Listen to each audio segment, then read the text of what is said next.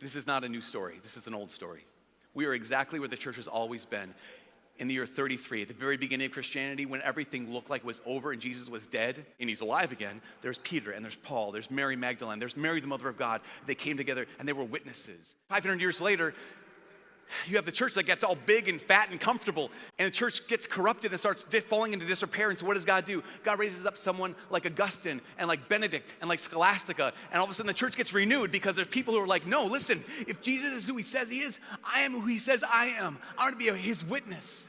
I'm not just going to believe in him. I'm going to live like him. I'm going to look like him. And the church was renewed. And then another 400, 500 years later happened, and the church again gets bloated and gets comfortable and gets soft and falls into disrepair. And so what's God do? He raises up people like Francis and Dominic and Claire. And all of a sudden, it's the people who says, I don't just want to believe in Jesus. I want to belong to Jesus. I want to look like Jesus, and I want to live like Jesus. And the church is renewed. Again, centuries pass. It's the 1500s, and the church is just bloated and comfortable and falling apart.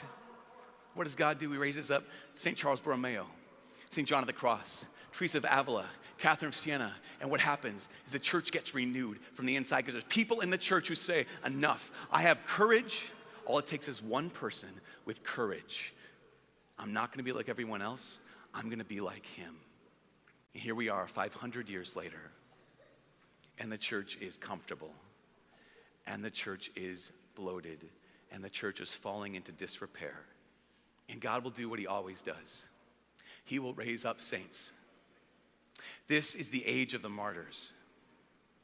This is the age of men and women with the courage and the freedom to look like Jesus and to live like Jesus. And those people will be renewed by Jesus, and those people who are renewed by Jesus will renew the church, and the renewed church will renew the world.